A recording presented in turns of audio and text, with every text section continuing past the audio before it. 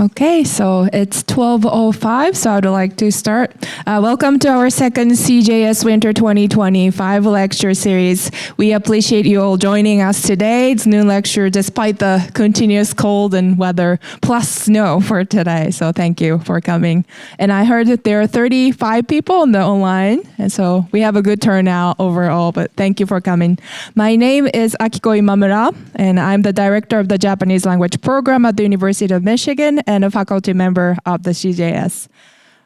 Before introducing today's speaker, I would like to make some general announcements. Please join us next Thursday. Do we have the, I guess we're having a hard time to click the slides, but is it working? It's up. There you go. Okay. So first, please join us next Thursday for our third lecture in the Winter 2025 CJ's Noon lecture series.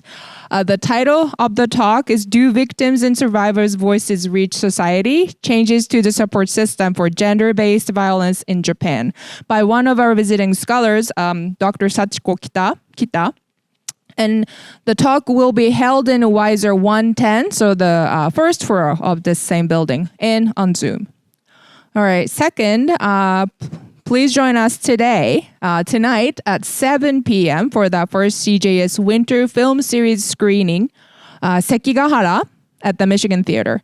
This film describes the dramatic battle of Sekigahara in 1600, which marked the end of the warring states period and the beginning of the Tokugawa shogunate. The director, Harada-san, will join this screening in person, and there will be a Q&A with him right after the film. And tickets can be purchased on Marquee Arts website. I think there is a QR code on the screen as well, and we hope to see you, many of you there. Next week, please join us for the screening of Baragaki, Unbroken Samurai at 7 p.m. at the State Theater for this one. This film depicts the life of Hijikata Toshizo, a rural commoner who mastered martial arts and became a leader of Shinsengumi, a militia in Kyoto deployed by the Tokugawa. Okay, so, and also please check our website and social media pages if you're interested in CJS events this semester. Lastly, for attendees joining the webinar on Zoom, thank you for coming. Webcams and microphones have been muted. We invite you to use the Q&A function during the lecture to submit questions, and our presenter will try to address as many as possible. The live transcription feature or closed captions is enabled. If you'd rather not have captions, you can turn off this feature in the bottom right corner. Okay, so I think this is it for the announcement, and let's see, I would like to move on to the introduction of today's speaker.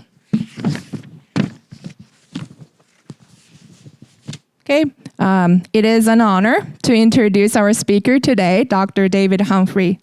Dr. Humphrey is an associate professor of Japanese studies and global studies at Michigan State University, where he also directs the Japanese studies program. I got to know him actually as a coordinator of MSU's Japanese language program before I joined UM, although my academic expertise is not related to his.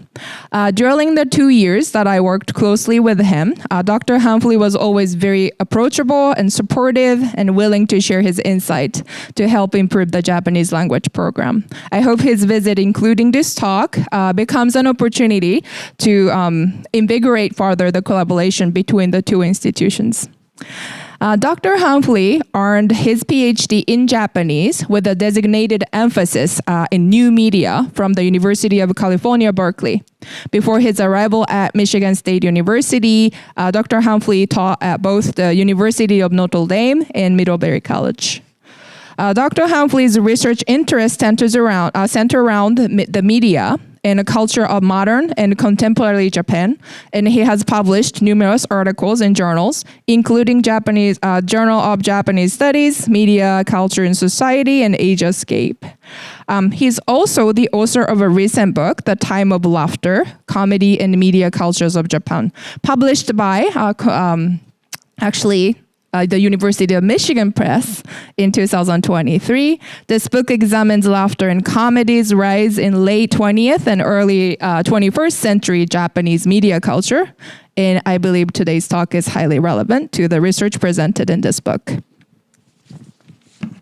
Just a little bit of advertisement. We do have a paper book and a digital copy through our library. So if you're interested, it's there, and I will return this book soon. So please go to the library and read his book. Or you can, of course, buy the book if you're interested.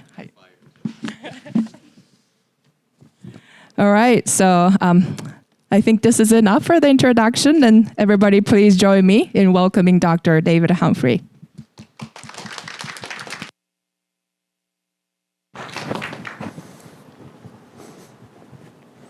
Thank you, Akiko, and thank you to CJS and the University of Michigan for inviting me today.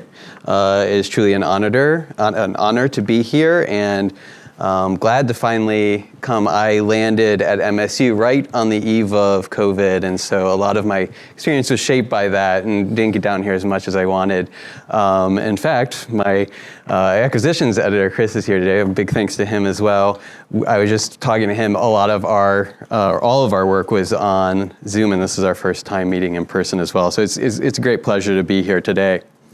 So my title of my talk today is Laughter's Time, Media's Time, Contemporary Comedy in Japan. And yes, it's going to be based, a lot of it's going to come from my book, but then I'm going to turn at the end more speculatively to think about what's going on now, and this will get more into my current interests in digital media. But I'd like to start with two quotes to sort of set the stage for what I'm talking about when I talk about a time of laughter in both the book and my larger research. One comes from the mid-1960s, 1966. This is a sort of a letter it's just labeled from a student in the newspaper to the Yomiuri Shimbun, which is a major newspaper in Japan, with the title, we need more laughter in life, fun laughter in life. And I'm not going to translate all of it, but a crucial part, I think, comes at the end. It says, it compares at the beginning, as a lot of these pieces do, Japanese laughter to sort of foreign humor, saying that we don't have enough humor in Japan. So this is a popular sort of complaint at the time, but a lot of times you'll see it's this sort of looking at Japan from this Western gaze. And the student ends that it said that starts out, it says that Japanese are people who have little laughter in their everyday lives and who do not understand humor. And then he ends, we live in a society where almost everything has become mechanistic and businesslike, and every day spins by at dizzying speed. So it might be that we have lost even our humanity and thus no longer have the space to laugh. So again, the beginning is almost so commonplace. You see it so often, it's almost kind of boilerplate. But the ending, I think, is interesting because then it sort of shifts to saying it's not just about this sort of general issue of Japan. It's something very specific to what we're going through right now in the 1960s in Japan. And Japan at this period is going through a period of high economic growth. And the students are gesturing to that as a reason for the loss of laughter in everyday life, and it's sort of becoming very mechanistic. And at the same time, maybe we can even look to media to give us laughter. And then so a second quote that I want to look at is just not even a decade later, in the 1970s. And this time, this article is about the popular show that I'm going to talk a little bit more about today, called Zein Shugo. Everyone Gather Round is how I translate it. Hosted by a group called The Drifters. And The Drifters were a popular comedy band from the 60s and 70s and into the 80s. And so this piece is then speculating about why this show is so popular. And in one quote I think it's interesting from it says, supporting the popularity of the Drifters are the masses sitting in front of over 25 million television sets. Put simply, their comedy matches the wavelength of the masses' laughter. So this is a big shift, right, from the 1960s quote. Obviously, there's a lot of different voices during this time, and I'm not trying to say there's this like clean shift from the 60s to 70s, but there is, if you look overall, I think you do see a general shift away from this sort of complaint that we don't have enough laughter to, oh wow, we've got a lot of laughter in this country, and a lot of it's coming out of television. And on top of that, this idea that there's a laughter of the masses now, and it's being sort of steadily be procured and maintained by comedy shows like and performers like the Drifters. So that's the arc I'm going to sort of talk through in the first half of my talk today, is what's going on as television and laughter are becoming almost sort of synonymous with each other in the 60s and 70s, what's at stake there, and then I'll turn later what's going on over the last 2 decades.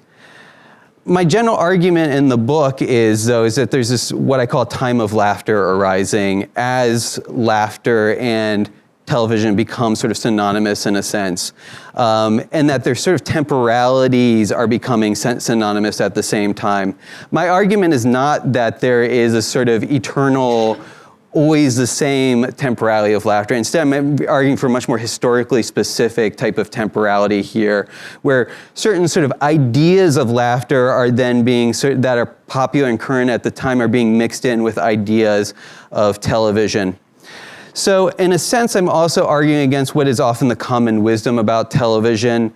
The general narrative, although there is a lot of pushback against this, the general narrative was and has been that television was a medium that was very synchronizing, very homogenizing in terms of how it reached audiences, and specifically in terms of how it synchronized people's daily schedules.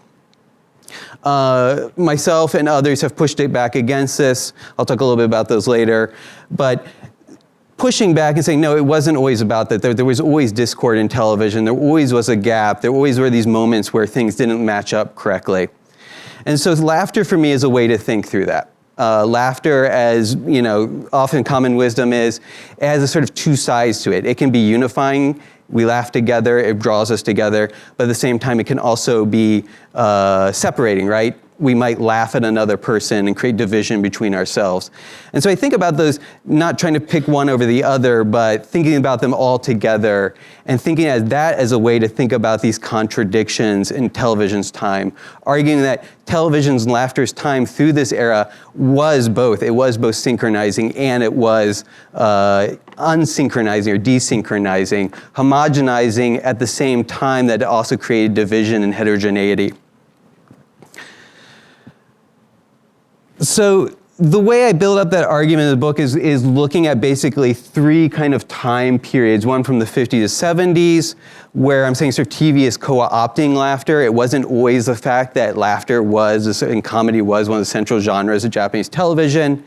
Then looking at the 80s, 90s, where it's been sort of settled that it is a central genre of television, and looking at what's basically considered the era of audience fragmentation. And then I look at the 2000s as the internet starts to sort of creep in and digital media starts to creep in and create a rethinking about what television's place will be. Today I'm going to focus on 2 main areas. One, looking at that early time, specifically mostly in the 60s and 70s, and then shifting more to the 2000s and on. I'll do 3 parts today. The first 2 parts will look at that era from the 60s and 70s, looking at 2 sort of representative comedy franchises and performers from the era. First looking at the Drifters and their Zen Shugo show, and what I'm talking about is sort of a television's capture of laughter, its absorption of laughter. Then I'll look at the comedian Hagimoto Kinichi, who is also a really influential comedian of the era, and look at his shows, also from the 1970s, and how through a sort of different way he also tried to sort of domesticate laughter within television while preserving its appearance of spontaneity and a sort of unpredictability. Then I will turn to post-1980s television comedy, and what's considered sort of the breakup of television audiences. In those 3 parts, I'll try to look at 3 main themes. First is when I look at the Drifters, talking about how TV's contradictions and laughter's contradictions really sort of match up during this period. Then through my discussion of Hagimoto Kinichi, the comedian, I'll talk about how Hagimoto very consciously sought to sort of gender his television comedy, seeking out sort of specifically female gendered laughter, and how he co-opted that female laughter to sort of create again this image of a unifying, though somewhat spontaneous laughter. Then when I look at the breakup of laughter, I'll talk about how TV and comedy do fragment from the 80s onward, but those foundational contradictions were always there, and they're actually being carried forward even into the current era of digital media. First, before I jump in there, though, to those three parts, I want to give some background because some people might not be familiar with the history of Japanese television. It bears certain resemblances to the history of television elsewhere. Some of probably the more studied areas are, for example, the US. But the timeline is different and the effects and the results are different. Japanese TV era really starts in the 1950s. By the 1950s, for a counterpoint, right, in the US, TV's already moving into the home. But in Japan, that doesn't happen for another decade. So this is a really important thing to think about when we're thinking about Japanese television, because everything after the 1960s is talking about how television's impact on the home. But actually, originally, it was more of a medium that you would experience outside of the home. So you have this entire decade that we can kind of label the Gaito or street side TV era, where most people in Japan couldn't afford televisions, so their experience of television was out on the streets. And this is, the TV's up here in the corner. But this was very typical for the era. So the private broadcasters were concerned, the commercial broadcasters were concerned that they couldn't get audiences, and if they couldn't get audiences, they couldn't get commercial advertisers to pay the bills, right? So what the solution they came upon was putting TVs out in public. And so a lot of people were watching TV outside. So this era, it didn't really favor the kind of content that we would then think of as Japanese television. Because if you're watching at this much of a distance, you can't watch very it wasn't high definition, but you can't really watch high quality programming. It has to be very visually easy to understand. So it favored sports. There was some rakugo performances. There were some sort of quiz style shows, but it was all much more simple. The 1960s then, TV sets become much more affordable, and the Japanese family sort of middle class income is rising. So more and more people are buying TVs. And it's also a run up to the Olympics, as more people are getting TV for the Olympics as well. So a lot of times the way this is described is as TV is literally moving into the home in Japan. And the scholar Yoshimi Shunyo, who'll talk about in a second, talks very distinctly in that way that TV basically takes up a space within the living space in Japan and becomes a member of the Japanese family. So you see a lot of images like this one from the top from the era. You also see a growth in more sort of high quality scripted work. This is a show I'll talk a little bit more about in a second. Shabon Dama Horide was a musical variety. It would have both music and comedy. But the idea is it was content that's better fit for watching at home. You can sit down and watch it with your family. They tried to keep the jokes a little bit more tame, with the understanding you're going to be in the home, and then also musical entertainment and whatnot that people would be were understood to be interested in. By the 1970s, TV basically has reached its full saturation in Japan. Over 90% of households have TVs. Many households are now shifting or have shifted to color television. And it's undisputable now that television is the sort of central medium of Japan, and most sort of information and entertainment is reaching Japanese households through television.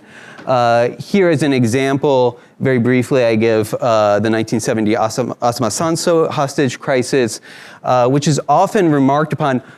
It's a very important moment in Japanese history for its impact on politics, the shift away from leftward politics.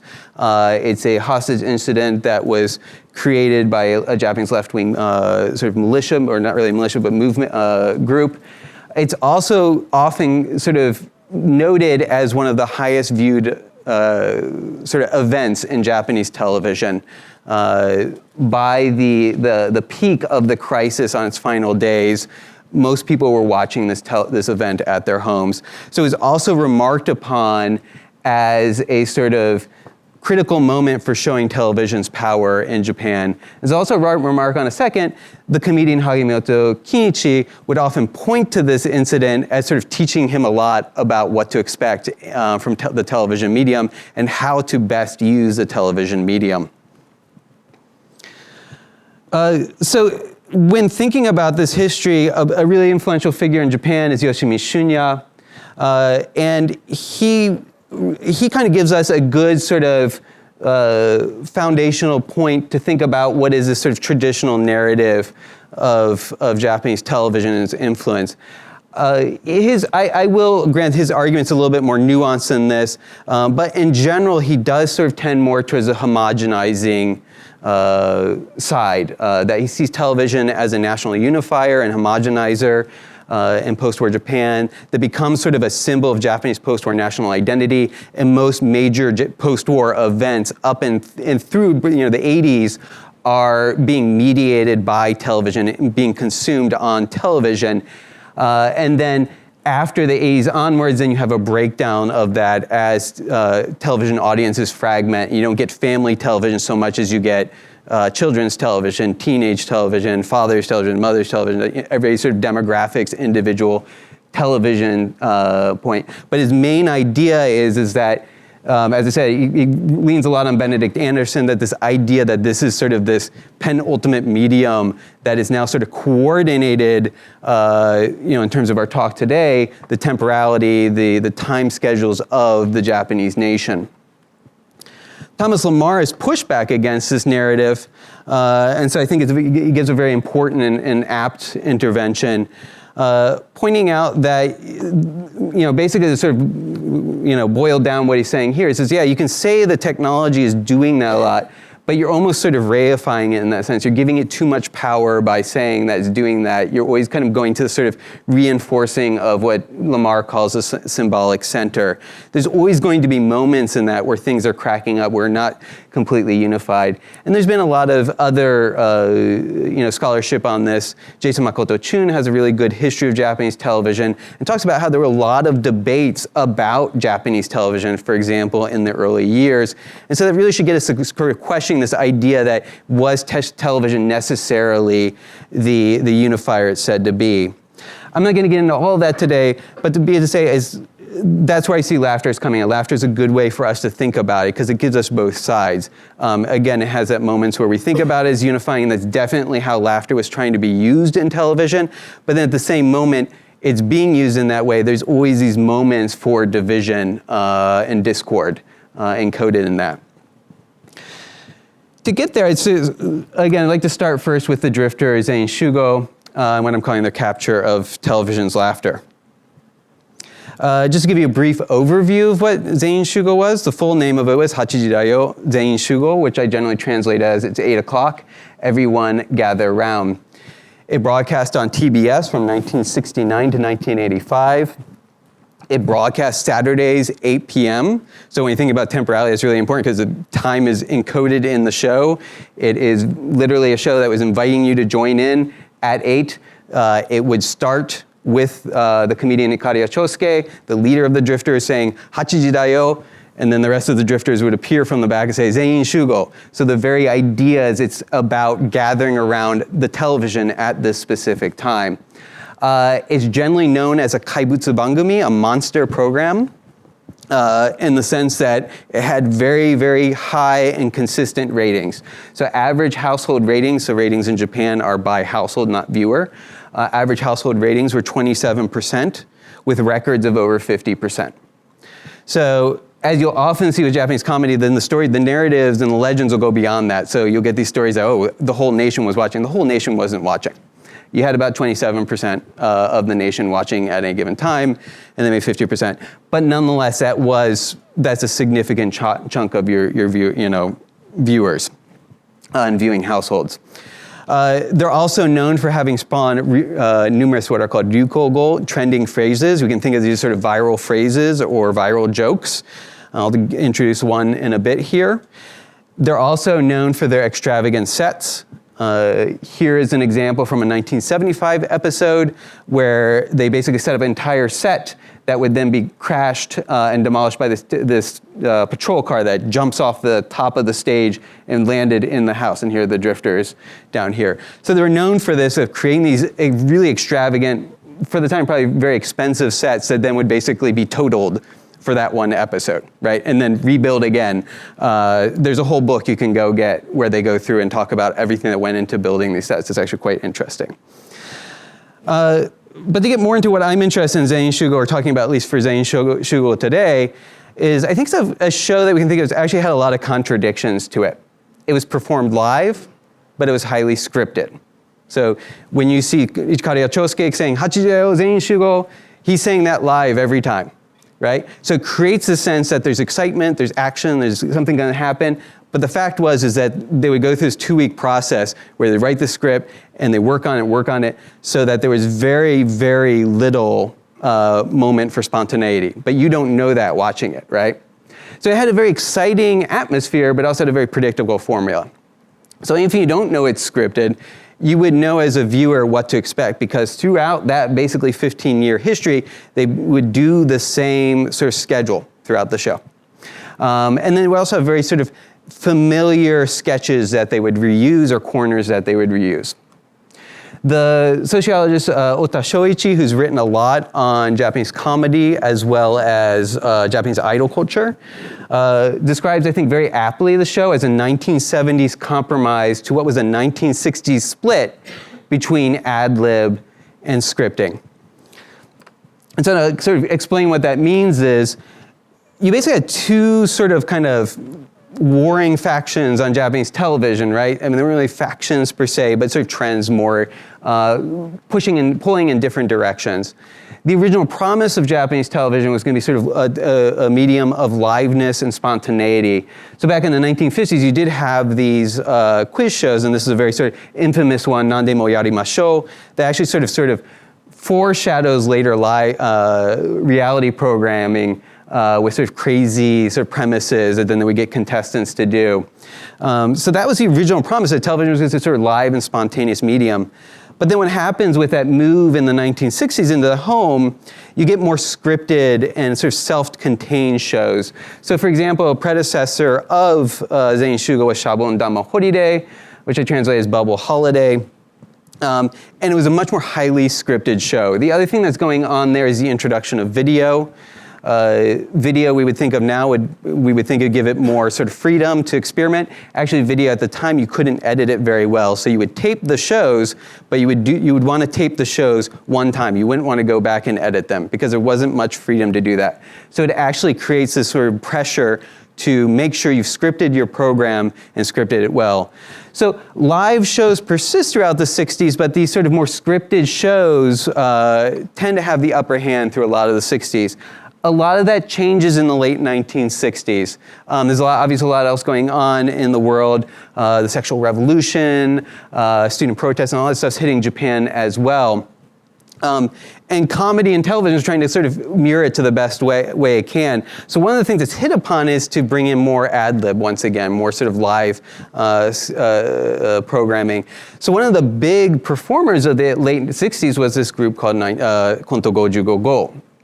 And they really sort of break out in the late 1960s with more sort of ad-lib, slapstick style comedy. So we don't have too much time today, but I thought I'd show you just a really brief clip from that. This is one of their sketches from the late 1960s called Skue. You can get a sense of like how it's much more sort of dynamic and ad-lib based.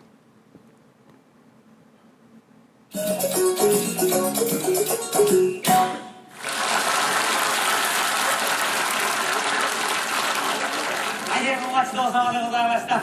今日皆様この演説会に多数ご参加いただきまして誠にありがとうございます。演説の方も順番に進んでまいりまして、いよいよ私の命の恩人であり恩師である若くして第一子になられました萩本欽一大先生をお迎えいたしまして、日本政治の展望という題で一つ皆様方にこれから講演があるわけでございます。最後までごゆっくりご清聴いただきます。それでは早速萩本大先生をお迎えいたします。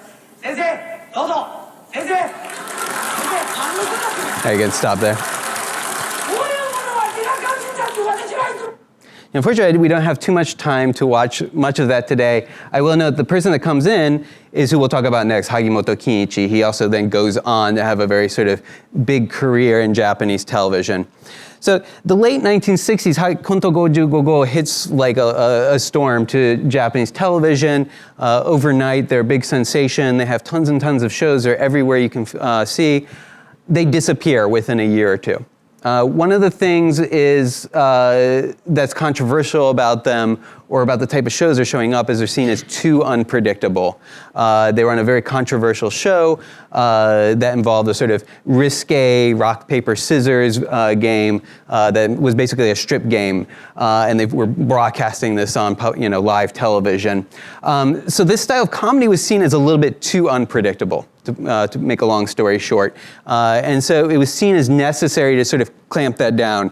And so Zen Shugo, you can almost think as a sort of counter answer to that, right? So your first answer is we want really scripted shows so we can predict everything and have everything controlled. Audiences want a little bit more unpredictability. They want more liveness. They feel that this other stuff is getting pretty stale. So shows, performers like Konto Gojo Go are taking off because they can offer that. But networks, others are not satisfied that you have this room for unpredictability. You still want to be able to control that content and the message. And so Zen Shugo is seen as sort of a compromise there, right? You can have this show that appears very live and unpredictable, but at the same time, because there's all this scripting going into it, all this stuff going into it to make sure that it's very controlled, you have a much more sort of predictable content.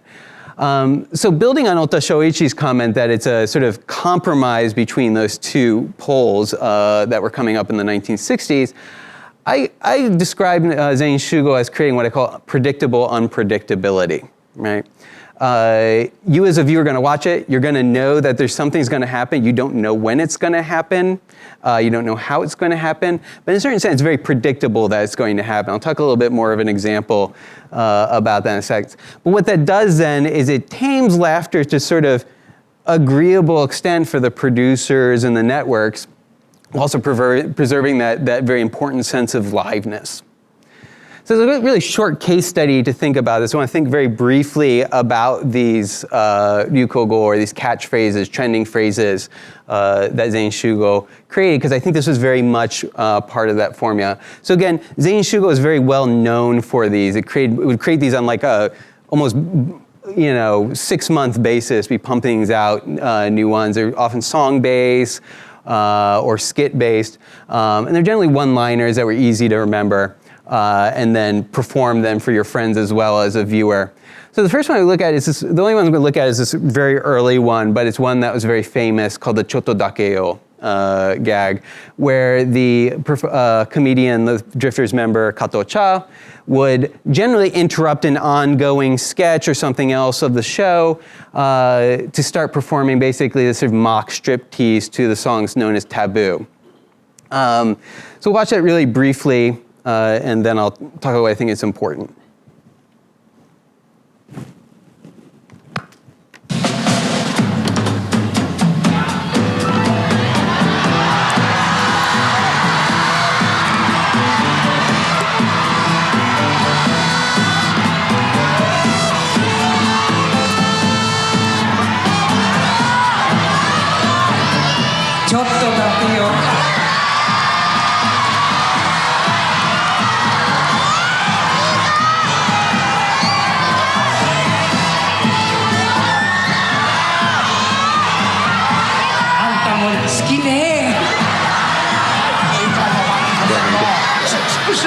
You gonna stop it? There's a video that has other of these ryukogo in them. So this specific one, Chotto Dakeo, is basically saying just a little bit, right? I'll just do a little for you. And then the end, he would always end it with, "Anta mo suki ne?" You also like it too, right?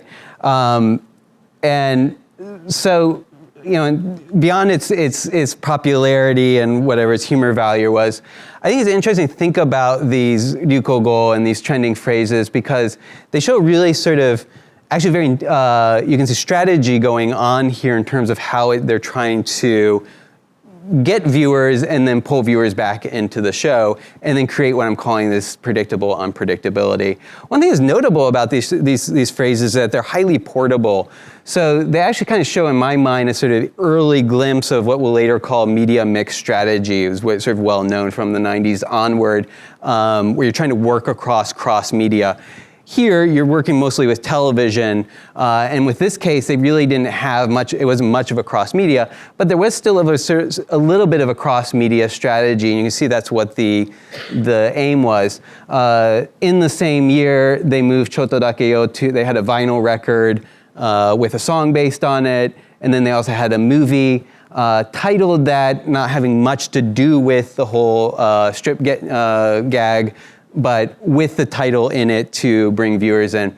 So you see this strategy going on where you can take these phrases and then start slapping on them on different things, sort of distribute your message and then bring viewers back in. They did not, to my knowledge, did not really have any sort of the goods, like merchandising related with the phrases. You would later see them doing that with later ones, where they would purposely create like sort of merchandising that you could buy. I did find this, I just thought this was interesting. It's from a 2020 cup noodle series where they're putting out natsukashi wado, nostalgic words, and Choto Dakeyo was one of the cup ramen for 1973. So it shows you at least how portable and sort of memorable this phrase was, that in 2020 they're still slapping this on cup noodle as representative of the era.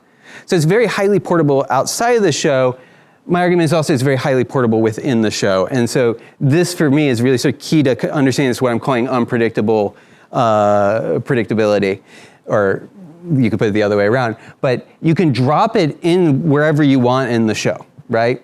So viewers are going to watch because they know they're going to see this gag tonight, but they don't know when the gag is going to show up. So there is that sort of air of predictability, and you'll see a lot of people from, viewers from the era talking about, it's like, the show's kind of boring, it's always the same thing, but people keep on coming back and watch it. I think this is sort of a key part to understanding that, is that you can kind of create this sense of surprise and spontaneity. So to sort of conclude my discussion here of Zen Shugo and move on to my next segment, I say Zen Shugo's time then is a very synchronized time. It's very much about, it's 8 o'clock, let's gather around. So it is very much that clock time and timing people to that. But it's doing that, it's trying to do that with creating an appearance of spontaneity at the same time.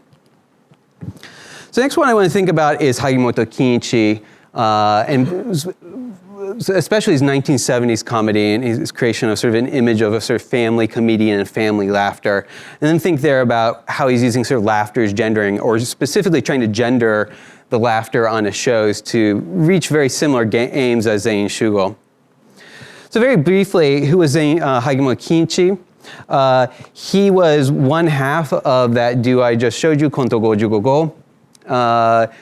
But in the 1970s, after that duo, they keep on doing shows and stuff, but their popularity starts to wane. As it starts to happen, he pivots to a later career as a producer and host. And he produces some of the best-known variety shows of the era. The first one was Kinchan no Don, that shouldn't be Do, that should be Don. Autocorrect must have changed that on me. But it's Kinchan no Don to Yatte Miyo, which I translate as Kinchan's Let's Do It. That broadcast on Fuji TV. The first original series was from 1970. There was a show in 1975 and then 1976 through 1978. There then was also a 1980s spin-off, which actually probably more people now know, and that was called Kindon Iko Wariko Futsunoko, which I translate generally as like Kindon, the good kid, the bad kid, and the normal kid. And so there seems to be also sort of a joke there on the good, the bad, and the ugly, right? But this show was well known and was sort of revolutionary and pioneering for its time, because what Hagimoto would do is he would have viewers send in basically postcard sketches, like 3-line, 2-line sketches that then he would read to the audience, have the audience judge the humor of the sketch, and then he would also have his sort of on-stage crew and cast perform the sketches in real time. And so the whole sort of concept of the show is everything was, again, very live, but this was actually much more spontaneous because they were not rehearsing the sketches ahead of time. And so that was more Hagimoto's theory of, sort of approach to comedy, came from a much more sort of ad-lib background. And what Hagimoto would do is he would act more as a sort of the on-stage director guiding all of this. His other sort of well-known show is Kin-chan no Doko Made Yaru no. I'll talk more about that in a second, but it was a hybrid variety home drama and aired from 1976 to 1986, first on NET, and then when NET changed to TV Asahi, it continued on TV Asahi.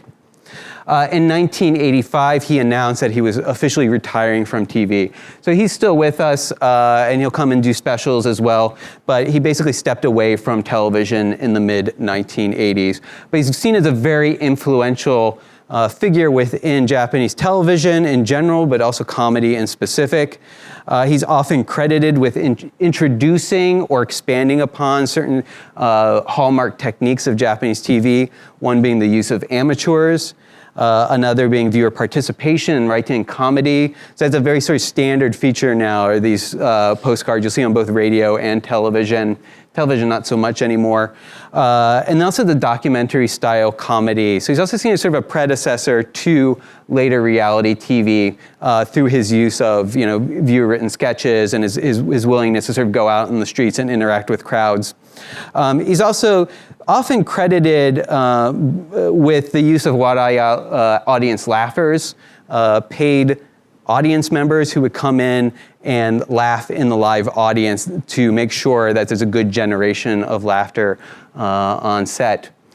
I will note there, though, his reputation often exceeds his reality. I think he was very good at pumping up his reputation. He had basically his sort of own sort of deishi students that he would sort of lead and other people that he was kind of mentor. And they've also done a really good job, I think, of sort of talking up his reputation after the fact.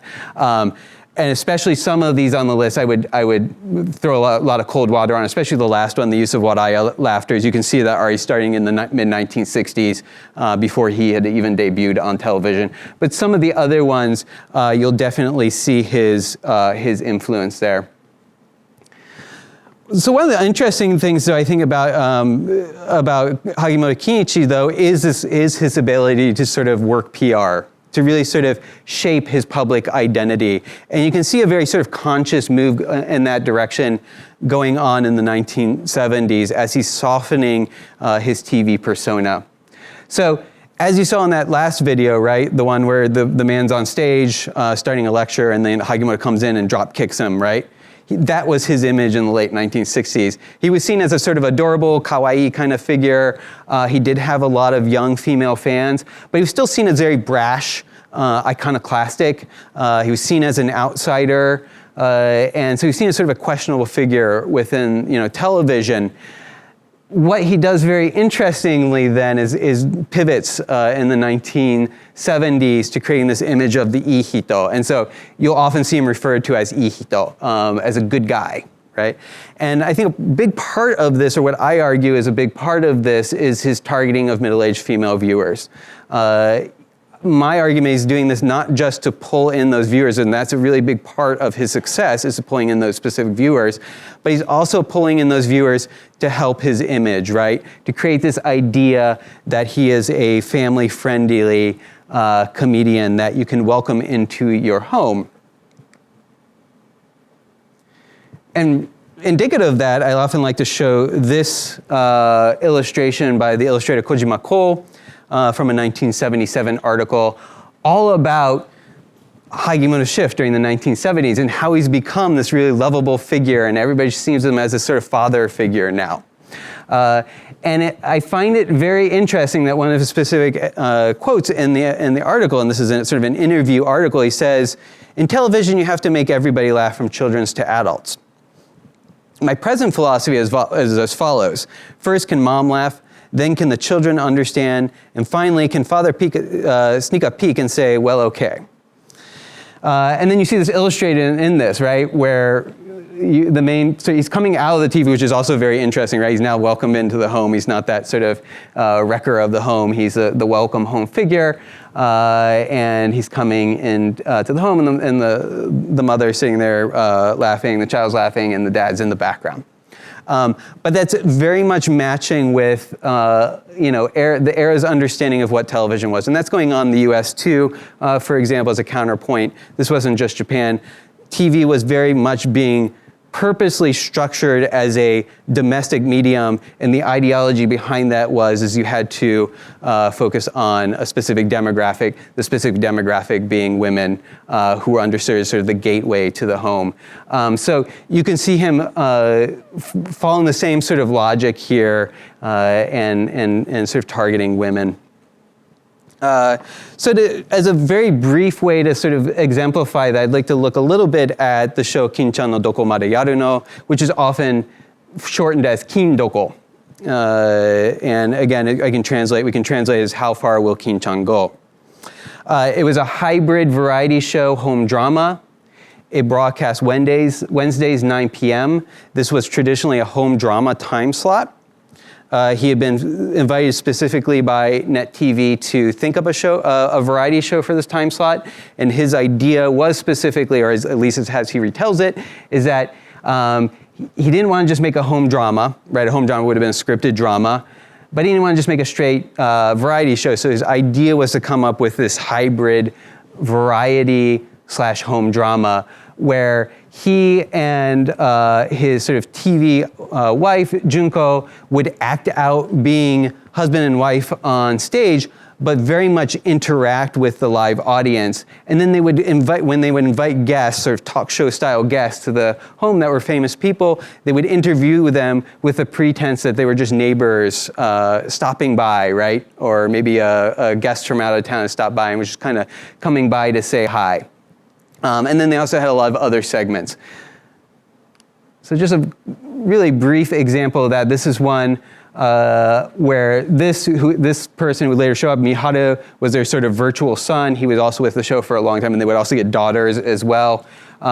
His teacher has a home visit, and it turns out to be the very famous singer, actress from the era, Sakurada Junko. 様あら誰かしらはーいあなた見えはるのスキーの先生がいらしたんだけどスキーの先生が、はい、どうぞお上がりください。どうもいらっしゃいませ。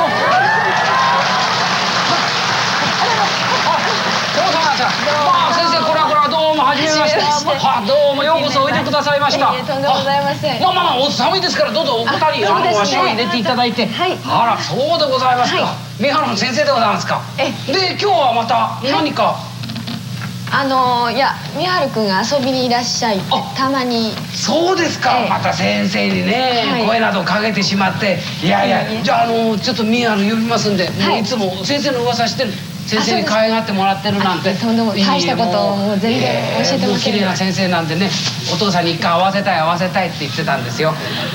そうですか。元気にしてますか。なんかもう先生も昔白い帽子かぶって歌ってたらしいんで。そうでございますか。そうだ。宮原先生。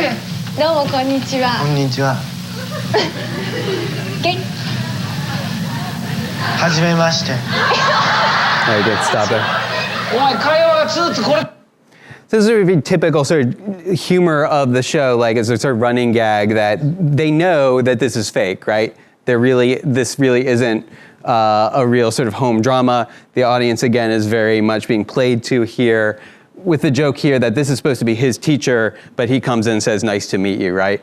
And then Hagimoto also makes a joke about the singer's a former costume she wore when she was doing a performance and stuff like that. So there's like sort of crossover, breaking of the fourth wall types of jokes going on. But it's really meant to create this sort of home family laughter image. And so a big piece to that there was the sort of leveraging of this idea that they had a very strong female audience and female fanship. And so you see a lot of talking about this in the press and a lot of images that, this is from Asahi Graph. This shows us a side image that you wouldn't see obviously on TV, that the audience is very predominantly female and of the middle-aged and up demographic. And you'll also see reports from the era that they will say, yes, about half of our audience are regulars, right? By which they mean they are probably these paid or unpaid extras being brought in purposely to laugh on stage for the show. So in the book, I get a lot more into this, but I think this is really important. So these figures get kind of written out of the history, but I think they're actually really important for how we think about the comedy of the era. They never go in the laugh track direction that the US goes. They always want to keep laughter alive. But often live laughter in Japan is very much from a female audience. So I think that's very important to think about. It's about what audiences you're targeting. It's about a lot of other things too. But I think here in Hagimoto's example, it's also about sort of creating the brand image of his comedy and laughter. And that's for him to create this sort of family image that he's talking about in that that article I was just looking at. And this idea that will be then often talked about is that his comedy and laughter, even though they're kind of nettling each other and they're having laughs at each other, that it's a harmless gai no nai laughter. So to sort of conclude that section, I'm arguing that he's also doing a very similar thing to the Drifters. He's taming laughter accents, but he's still doing that by continuing the use of ad-lib and improv. And so he's able to create this time that's also sort of synchronizing, but it's also in a different way integrating spontaneity. So once again, getting those both halves there. All right. So the final part of the talk today, I'd like to then shift way ahead now. And we could plod through all the various generations of comedy, and we'll go back, give a little idea of what happens in between. I think it's more interesting to think about what's happening now in comedy and media.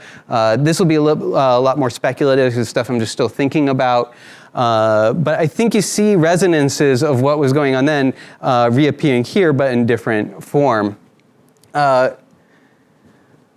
So to shift gears there a little bit, one of the things that's talked about in the last 10 or so years is this idea of terebi banare, that viewers are leaving television. So Japanese television does really, really well even into the 2000s, as opposed to other markets like the US, where already cable is breaking up audiences in the 80s and 90s away from terrestrial broadcast. Terrestrial broadcast continues to do pretty well in Japan, and actually continues to do pretty well overall. When you look at some of the data, it's not doing as bad as in other markets. This is on the left is from the NHK's Broadcasting Cultural Institute from 2020. Black, blue, red, in order you have your 2010, your 2015, your 2020 data from audience overall, how they're watching throughout the day. And you're not getting, you're getting a drop off, but it's not as serious of a drop off that you're probably seeing in other areas. The issue though becomes you're seeing a drop-off in age groups. This is showing you the percentage of time you're watching throughout the day, right? Yeah. And 2015 versus 2020 for different age groups, right? And you're seeing a drop-off with your age groups under 40 basically here. The other big concern for a lot of the networks is you're seeing a drop-off of viewers who would normally start returning to television later in life, because it is very typical that you'll see middle, like 30s, 40s viewers dropping off and then coming back to television later when they're less busy. But those viewers are also not coming back now. So that's one of the big points concerning people. And so to sort of also kind of change gears a little bit here, a lot of this is talked about in terms of like, how foreign media is coming, and that's also very important. It's also being talked about in these very ideological contexts, like, okay, we're losing TV as this unifying medium. But I think it's really interesting. A lot of it has to do, a lot of the concern when you dig a little bit deeper is coming around advertising, right? TV, again, is funded by advertising. We saw that already back in the 1950s, right? The primary concern is how are you going to pay for this? And for commercial broadcasters, it's all about advertising. And in the 2000 teens, you see internet for the first time overtaking terrestrial broadcast. And so that's a really, really big concern. To rewind then to put this back in the context of television comedy, the way a lot of this is narrated then is that you had this great golden era of TV from 1950s and 1970s up in the early 1980s, where TV was unifying, consolidating its sort of reach, and then everything starts falling apart in the 1980s, fragmenting, and then now TV's completely lost out to the internet. I see it as slightly different, and again, I think comedy is a great lens for us to think about that. To give a little context there, just a quick rundown of what happens in the interceding years. The 1980s, you do have this period where you have audience fragmentation. You get things like the Manzai boom, the growth of youth-oriented comedy, and the curation of not just older female fan bases, but younger female fan bases. So one of the really remarkable things about Japanese comedy is that it has a very, very strong young female fan base. And when I tell these people outside of Japan, they never believe me. I say, go to a comedy hall in Japan, and you'll see that a lot of the fan base is young and female. And I can't get into say, but a lot of it I think has to do with that history of how TV and comedy was being marketed.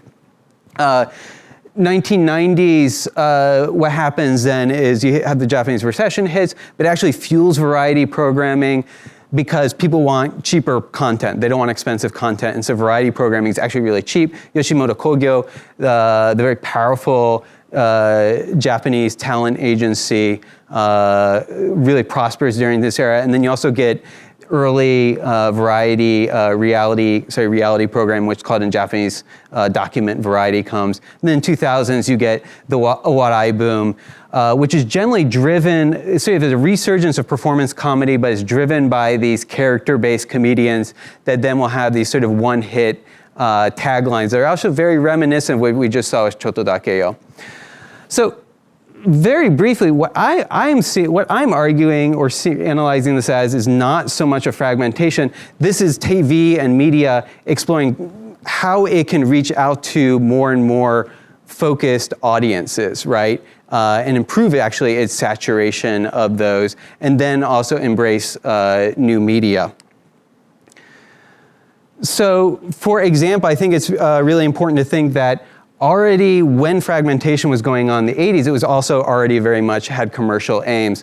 And already in the 1986, the mid-1980s, you had analyses like this, a very famous essay by Sijali and Bill Levant talking about television watching as a form of labor, that you are working while you're watching TV because you're making money for the networks.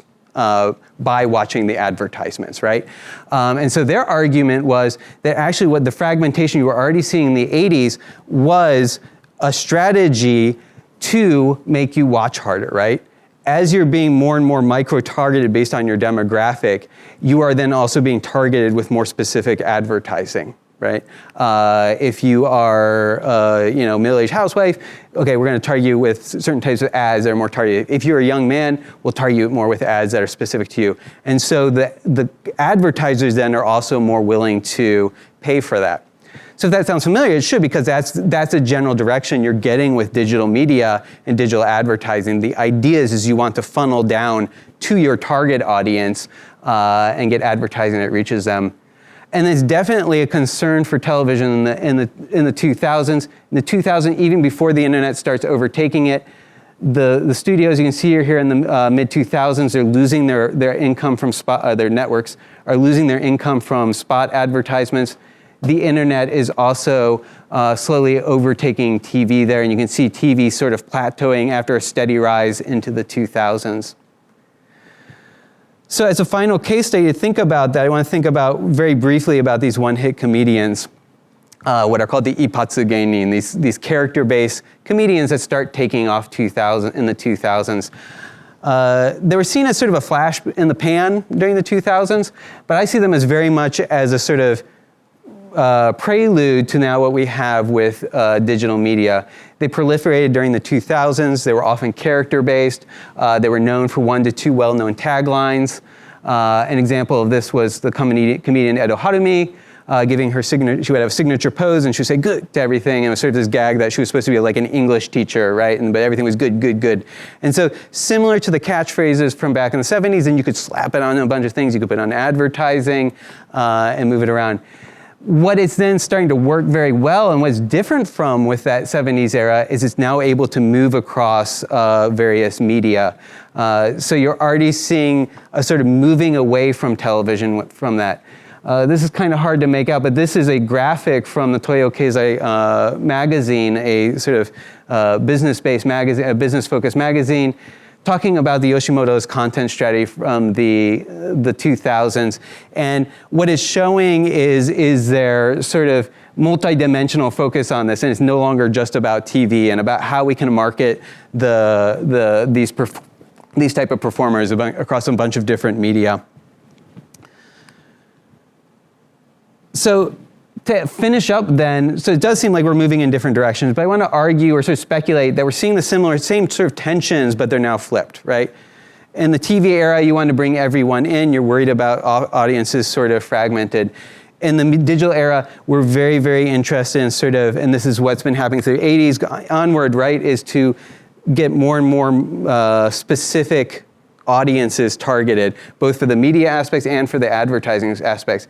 But now there's a worry that you're going to become too fragmented, right? And you're not going to be able to pull in new viewers.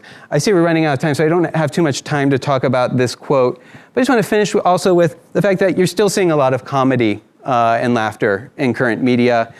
Taking YouTubers as an example, these are examples of sort of the top-ranked YouTubers from the recent years. Hikakin, Fishers, and Issei. Issei is currently one of the sort of most popular YouTubers. But you can see they're not, some of them are comedians, but some of them are not comedians, but they all are bringing in sort of comedic-like aspects, and they are all sort of like working with the same sort of tropes and conventions of previous eras. So you can see that comedy and laughter is still playing an essential role, even as media trends shift in Japan. Thank you.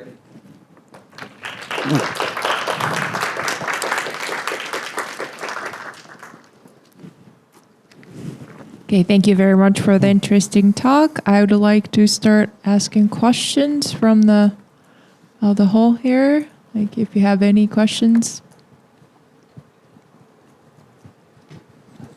Yeah, sorry. Yeah, I thought it was interesting how you worked in the commercial aspect to the evolution of humor and laughter in Japan. And I was wondering, this is kind of maybe relating to the one-off comedian evolution, but how do you see like the Tora-san franchise, which was more movies, but it was extensively run on TV during the late 70s and 80s? Yeah. How do you see that? Yeah, and Tora-san's interesting because he starts on TV and then he goes over into movies, right?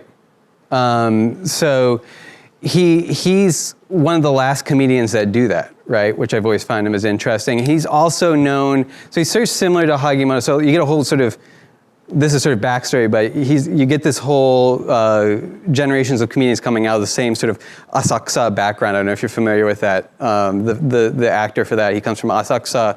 Hagimoto comes from that, and then later Beat Takeshi, who's in the sort of final big comedian, comes out of there, and they're all known for their speaking style, right? And Tora-san was also, that was part of his thing, right? He was like doing that. In terms of medium, I put him very much more in sort of television, right? Film. So it's a much different sort of logic from television. And he's still very much of that era. That said, you know, all of them came out right in the New Year's. So there's also sort of a temporal aspect and sort of expectation, sort of just kind of speaking off the cuff here, but I think there's also a temporal aspect there too in terms of, okay, we know it's New Year's, new Tora-san's gonna come out, right? There's a sort of predictability going out there too. And so there is that sort of logic going on there as well. And also him as supposed to be also sort of a unifying everyman figure, right? That he's, everybody's lovable tramp is I think how they even translate it into English too, right? He's supposed to be the sort of symbol of the Japanese everyman, even though nobody would specifically want to be him, right? We all love him, right? So I think there's also that sort of unifying aspect going on with him as well.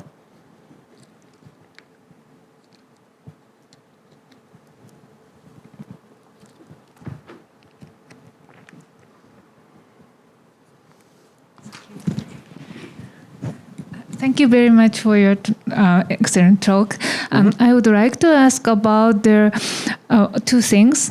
One is a relation with the sexual aspect of the laughter, and I was the child watching Zen Shugo, but I didn't remember the chotto dakeo, so maybe it's too early, but and I was quite shocked that that kind of scene was performed in front of the million of kids, and maybe you noticed that today's issue about sexual assault of Fuji television, and I think that the cause of maybe through that kind of variety TV, maybe except Hagimoto, but we are kind of tamed to see that the female, women's rights are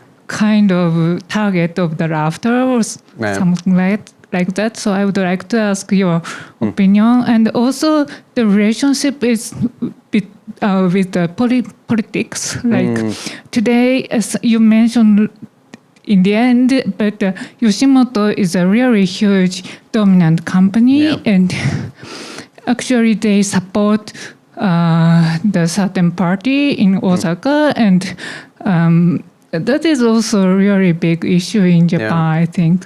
So if I can ask your comments, I'm really thankful. Yes. So so first one, Zenin Shugo gets this. I mean, if we're going to say that Hagimoto's comedy was specifically sort of targeting female audiences and younger audiences to a little bit a lesser extent. Well, some of Hagimoto's were sort of more of a younger audience. Zenin Shugo was specifically known as sort of a children's first program, right? And that was sort of the image, right? If the image for Hagimoto was the mom was watching first, for Zenin Shugo, it's the kids are watching first, right? It can be very sort of difficult to square that from a modern perspective, that the gags were very much this way. But if you look back, they were very controversial for some of the stuff. Even though I'm saying, they were kind of taming laughter, they would always, the PTA associations, they would always be issuing their worst programs, Wasto Bangumi, and Zenin Shugo would always be at the top.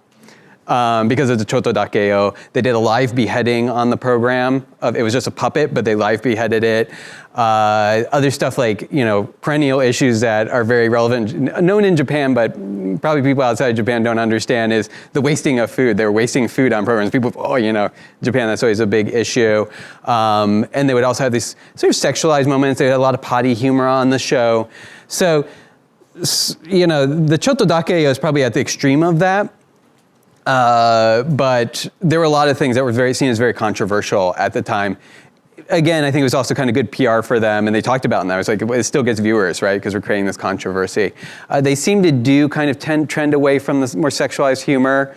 A lot of it, you're coming out of the sexual revolution, and so some of that was more seen as, accepted at that time.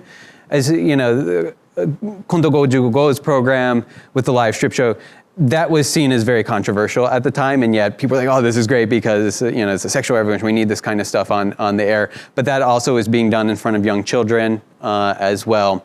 So they do kind of move away from that, and you get more into sort of potty humor direction. I think it's moving away. But the sort of gender dynamics that you're talking about very much persist there. And you have... And that's why I think it's very important to think about the waraya and the sort of role of the female fanship, because otherwise you're getting what is, and I think this is why a lot of people haven't studied it. It's like, that doesn't make any sense, because if you look at the industry, it's very much male dominated. Male comedians went out again and again. You have a couple female comedians pop up and then they disappear, right? They don't get the coveted MC-ships. Like, that's how you really sort of establish yourself as a comedian in Japan. Even today, it's still kind of seen as a sort of plush route that you start as a performance comedian, show up on some shows, and then you finally get your own show, right? Most female comedians do not get that. They're sort of cut off there, right? And so it's very much a male-dominated industry, and so all of the issues you would expect would happen there. So before, the current one with Nakai, the SMAP, the last it was like a year ago, right, was with the Downtown's Matsumoto, right? He was also called out for sexual harassment, and he stepped down. It looks like he might just return, as often happens with these things, unfortunately.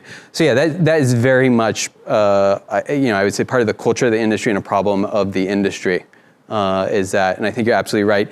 It's very much about often male comedians laughing at women, and you see that Also, especially in the 80s with Beat Takeshi, a lot of his gags, are around busu, ugly women, baba, old women, and then you'll see that being interspersed with images of young women saying, ha ha ha, how funny, right? And then him calling them busu, and it's just seen as all kind of okay, right? So yeah, I think you're absolutely right. It is normalizing that to a heavy extent, and it's very sort of much of a problem. The second part of the question, the politics, yes. I can't speak specifically to the example of Osaka, but broadly speaking, one of the things often remarked about Japanese comedy, and I think series persist even to today, is it's very apolitical. And when it does, I think it thwarts expectations from outside of Japan that people expect comedy to be more like sort of edgy and even progressive at points. We're seeing sort of counter narratives of that in the US as well now, but I think traditionally people expected that. And you have, I think, a much more sort of conservative bent in comedy in Japan. And a lot of the individuals, I think, tend to be much more conservative in their outlook, and that goes into sexual politics. And their view of the LGBTQ rights and jokes about LGBT tend to even still be considered okay, fair game. Racialized jokes tend to be okay with in Japan as well. So that sort of apolitical, but it's really sort of conservative-leaning political thing is also, I think, very much very much a part of the culture. And because it is very commercial, it doesn't allow for much outside of that, because Yoshimoto kind of runs the entire kingdom basically, with some other couple agencies orbiting. Yeah.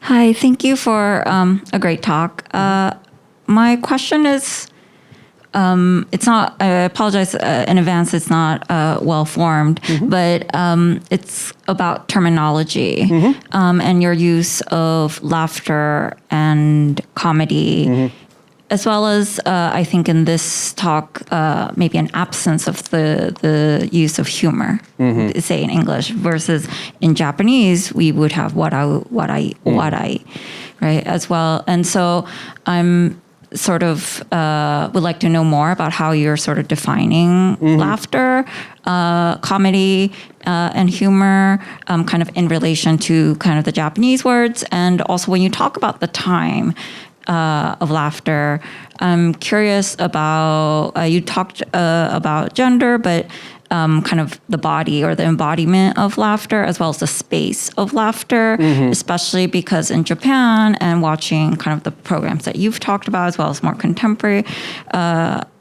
comedy or variety programs, I think there's also a really important Japanese word that we can't ignore, which is enge, right? Where there's comedy in the theater space, which you've mentioned briefly, but also the comedy for the screen, comedy for TV or variety. And so I would just like to hear more about how you're sort of navigating, negotiating, because I think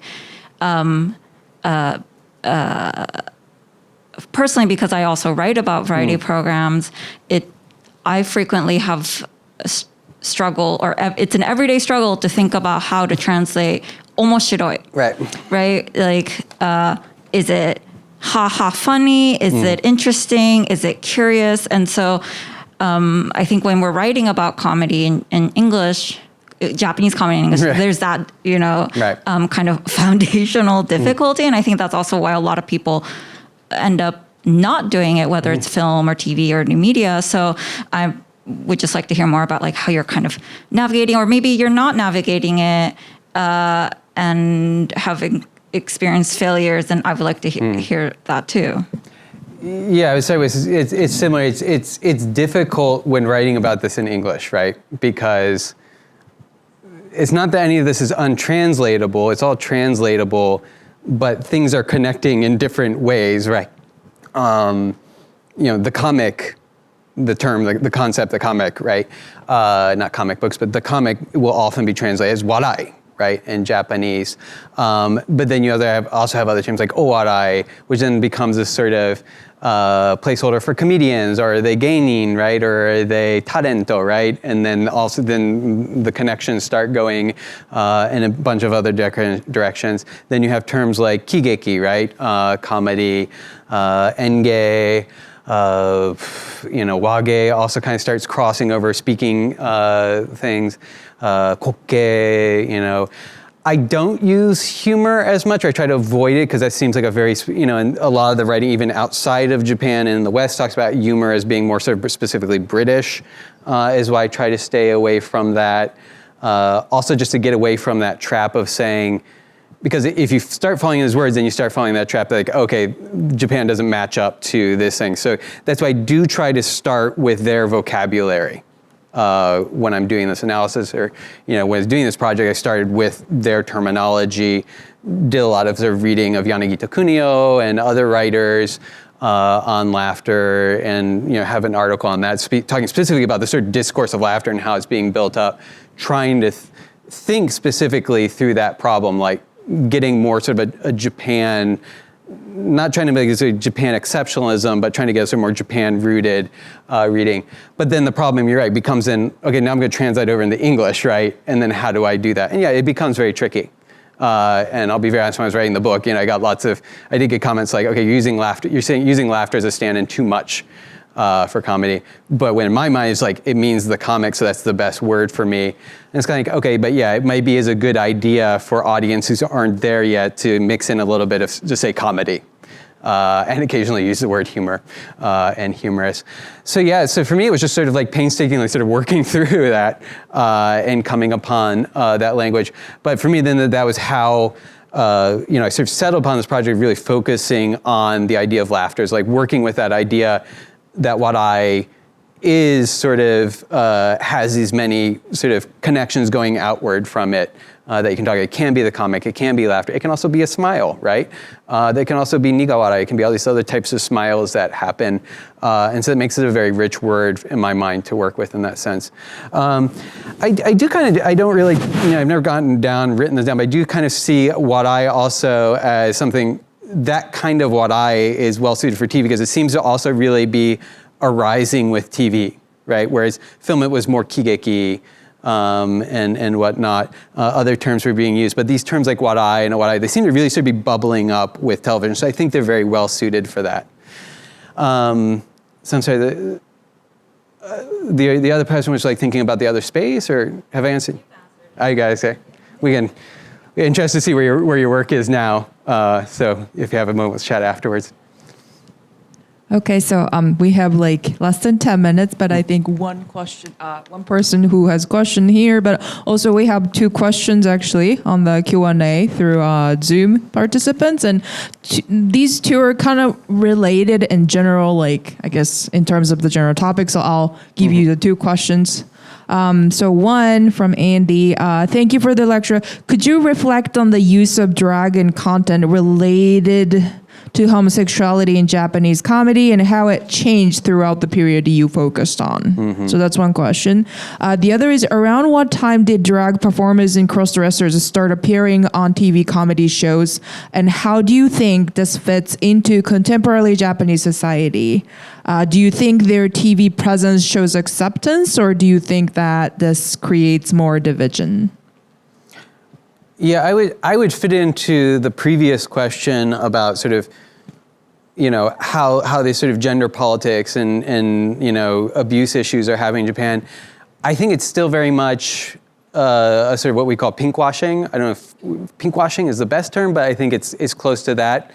It's not even really pinkwashing in a sense. It's still there is, and I think what the person's referring to is there's still a lot of sort of use of drag as a sort of accepted comedy technique in Japan, and not by people who are identified as, drag queens or drag artists or LGBT, but people who would be heterosexual cisgender men using that as a joke. And so it's very much still accepted on Japanese comedy.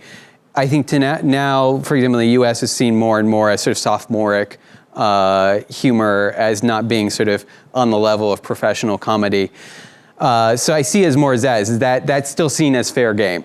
So I don't think, personally, I don't think it shows a sign of acceptance. I think a sign of acceptance will be when we see less of that. That said, there is one famous Tarento Matsuko Deluxe, right? Who is refers to herself as he, right? So I'll say that as I'm not misgendering him. Genders as he, at least to my most recent knowledge, but will present as female on television. So that's a very sort of famous transgender or sort of gender crossing Tarento. But there too, it doesn't seem that that's really the signal acceptance of that. And it seems almost like Matsuko Alex's way of navigating. She has very sort of conservative reactionary politics at the same time, seem a way of navigating that as well. And then, I don't know of recent examples, but, there was, I'm blocking his name. There was an individual back in the 2000s during this sort of one-hit era that Abuchu knew. Does anybody remember his name?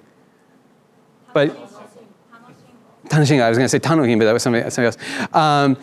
But he was, LGBT and, using that as part of his shtick. But you can see very much that the way he was being used by these, male, heterosexual, cisgender comedians was in a very sort of, okay, let's bring this guy on because he's kind of interesting. And he quickly then disappeared from comedy, showing that he was really just there as sort of a butt of the joke. So again, I don't read that as very a positive sign. So I think a positive sign is when we'll see less of that. And maybe more people who identify as LGBTQ as able to come on and have their own show or more sort of set the terms for themselves. Back to the other side of the question, I don't have like that's an interesting question. Like, when do we first see it? As you saw, actually, no, I didn't. On that clip from Kindoko, the 1970s home drama hybrid, I don't think on that clip he just shows up as father, but on it's on the Kindon actually once. His Hagimoto will dress up as the mother. So that is a kind of drag, and there is some kind of joking around about that. And then you definitely see it really heavily in the 80s. A lot of the sort of big comedians of the 80s, a lot of the jokes were around them dressing up as women. Again, it wasn't because they identify as anything but a heterosexual male, but that was sort of seen as a joke. I don't know when that first starts in Japanese TV, like when you first see that appearing. My guess would be late 60s, early 70s.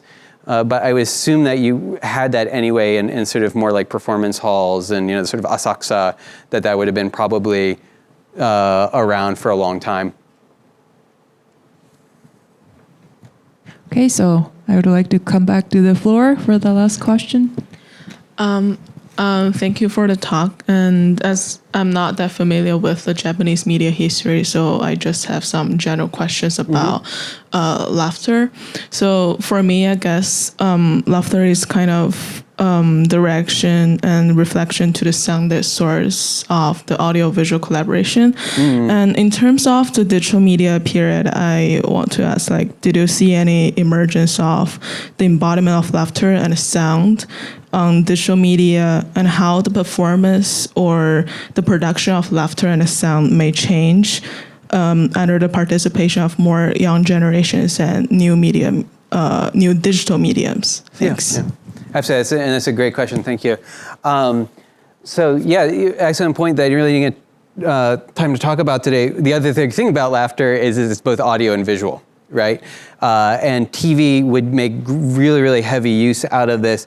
If you noticed in the Hagimoto one image, you would see the outline of the people in the audience. He did that very purposely. He would have the cameras angled to bring that in, because the idea is you're hearing the laughter, but you're also seeing the source of it. And getting this feeling like you're kind of joining in with them. And then you'll see other examples where then the cameras will flip in and show the people laughing. And so all that's very purposeful, because you want to get both the visual and auditory parts of laughter. What's interesting with digital media is I think you're not seeing as much of that, right? With qualification. You're seeing a much more one side you see a very sort of textual form of laughter popping up again. If some of you may be familiar with this, the W is very popular on Japanese digital media. People just put a string of W's and that's supposed to stand in for laughter because what W, and then people also call it kusa because it looks like grass, right? So there's this whole sort of visual language that goes on with that in the digital era. To my knowledge, you don't have many of these sort of live audience shows anymore. So you don't have that. What you do have, I think, with the sort of YouTuber era is, especially when you have like more of kind of a group of people, like Fishers, you can have the other people laughing there. So you do have that auditory laughter going in there. And there's a whole sort of like history to that as well, like on television as well. Like, are you using audience laughter? Are you using the laughter that's actually on set? What different effects that has? The understanding is usually when you have on-set laughter, that's supposed to be even more sort of like gets you on this kind of insider position because there you're sharing that laughter. I think that's definitely what's going on with a lot of the sort of more YouTube based media. So it will be interesting though to see what happens if audience laughter, if once TV kind of goes out and you have streaming, which doesn't seem to be as inviting to live performance shows, like what's going to happen to that will be interesting to see.